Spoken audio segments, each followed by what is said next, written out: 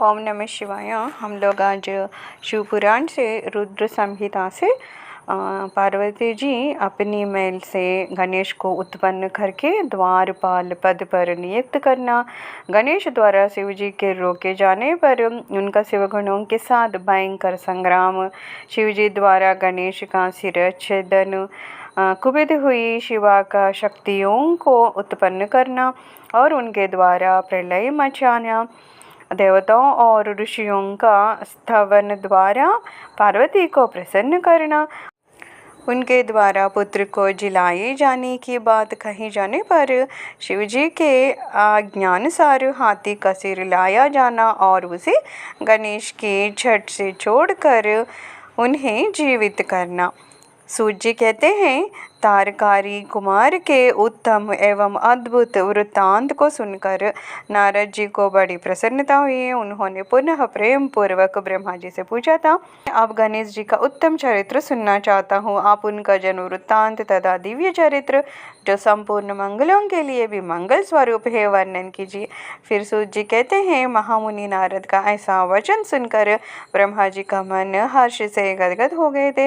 वो शिव जी का स्मरण करके बोले थे, नारद, पहले जो मैंने विधि पूर्वक गणेश जी की उत्पत्ति का वर्णन किया था कि शनि की दृष्टि पड़ने से गणेश जी का मस्तक कट गया था, तब उस पर हाथी का मुख लगा गया था, वह कल्पांतरी कथा है।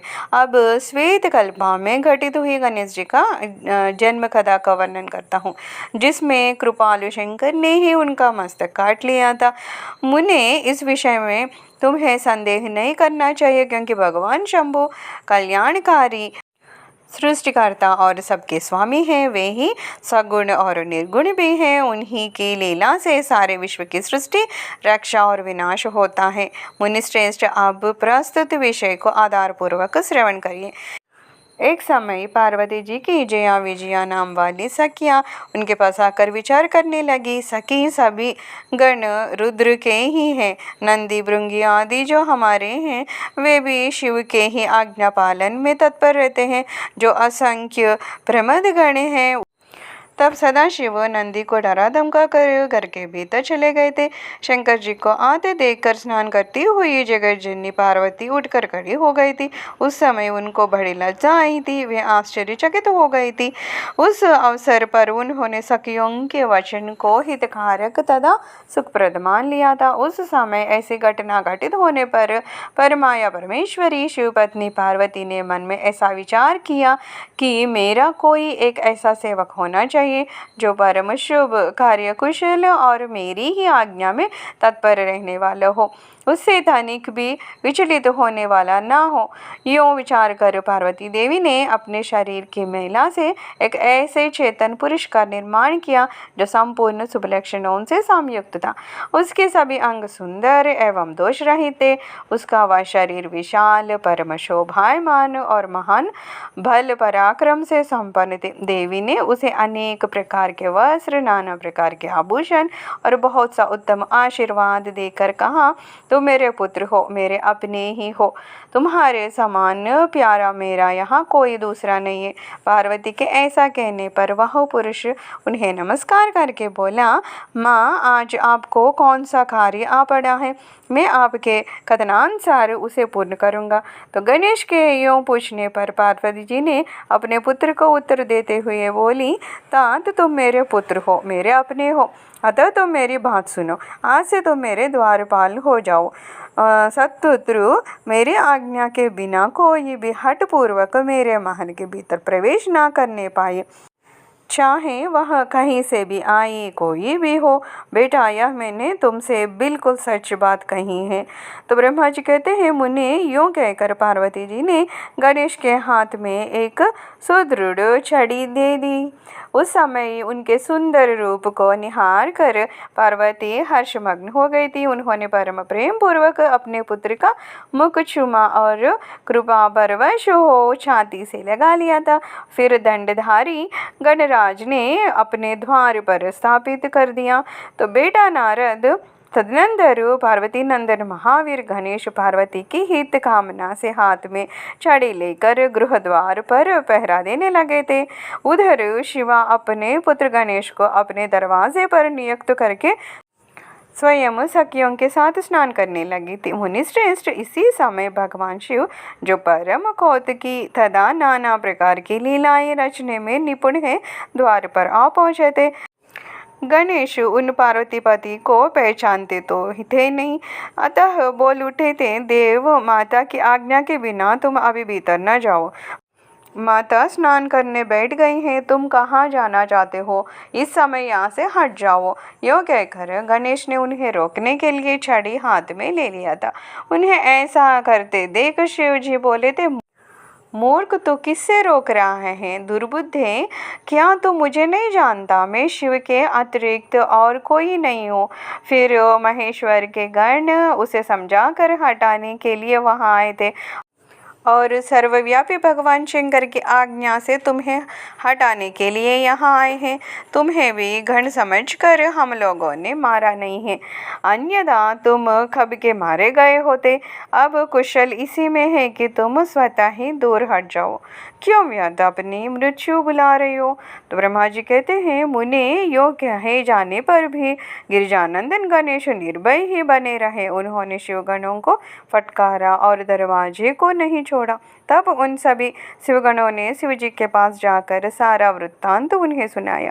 मुने उनसे सब बातें सुनकर संसार के गति स्वरूप अद्भुत लीला विहारी महेश्वर अपने उन गणों को डांट कर कहने लगे, गणों, यह कौन है जो इतना उच्छृंखल होकर शत्रु की भांति भग रहा है? इस नवीन द्वारपाल को दूर भगा दो।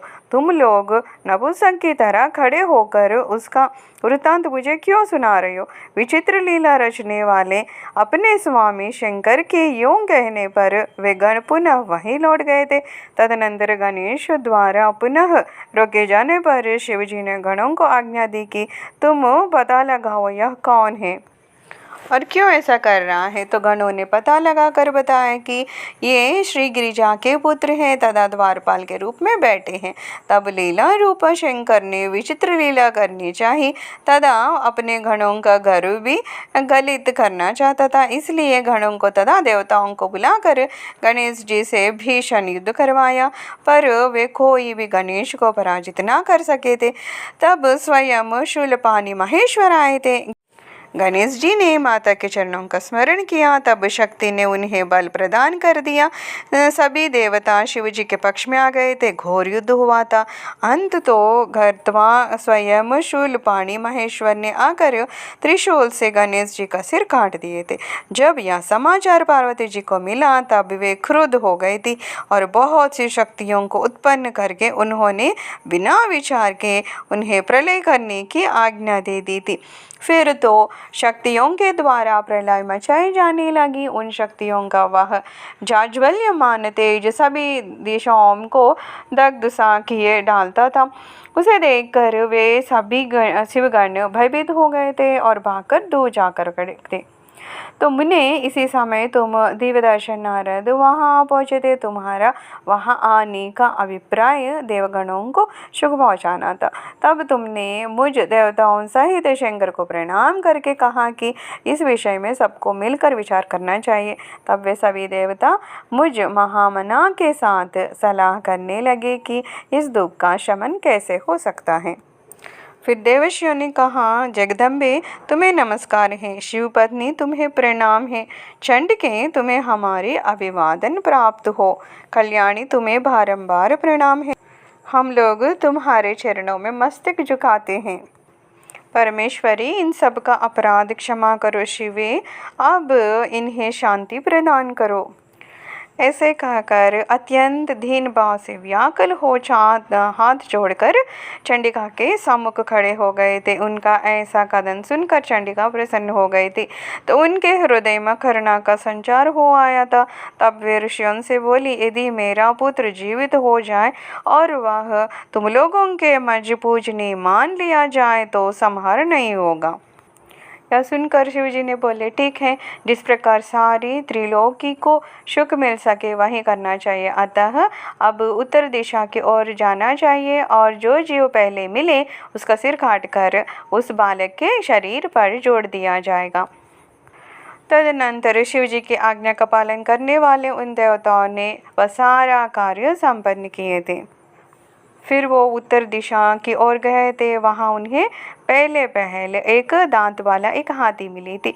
उन्होंने उसका सिर लाकर उस शरीर पर जोड़ दिए थे। हाथी के उस सिर को संयुक्त कर देने के पश्चात सभी देवताओं ने भगवान शिव आदि को प्रणाम करके कहा कि हम लोगों ने अपना काम पूरा कर दिया, अब जो करना शेष है उसे आप लोग पूर्ण करिए। तत्पश्चात ब्रह्मा विष्णु आदि सभी देवता अपने स्वामी निर्गुण स्वरूप भगवान शंकर जी को प्रणाम करके बोले थे, स्वामी ने आप महात्मा के जिस तेज से हम सभी उत्पन्न हुए हैं, आपका वही तेज वेद मंत्र के अभियोग से इस बालक में प्रवेश करे। इस प्रकार सभी देवताओं ने मिलकर वेद मंत्र द्वारा जल को अभिमंत्रित किया था। फिर शिव जी का स्मरण करके उस उत्तम जल को बालक के शरीर पर छिड़क दिए थे। उस जल का स्पर्श होते ही वह बालक स्वेच्छा से शीघ्र ही चेतनायुक्त होकर जीवित हो गया था और सोए हुए की तरह उड़ गए थे। वह सौभाग्यशाली बालक अत्यंत सुंदर था। उसका मुख हाथी का सा था, शरीर का रंग हरा लाल था, चेहरे पर प्रसन्नता खेल रही थी। उसकी आकृति कमनीय थी और उसकी सुंदर प्रभा फैल रही थी। मुनीश्वर पार्वती नंदन अब बालक को जीवित देखकर वहां उपस्थित सभी लोग आनंद मग्न हो गए थे और सारा दुख विलीन हो गया। तब हर्ष विभोर होकर सभी लोगों ने उस बालक को पार्वती जी को दिखाया। अपने पुत्र को जीवित देखकर पार्वती जी परम प्रसन्न हुई थी। सर्वं श्री शिव चरणारविंदार्पणमस्तु।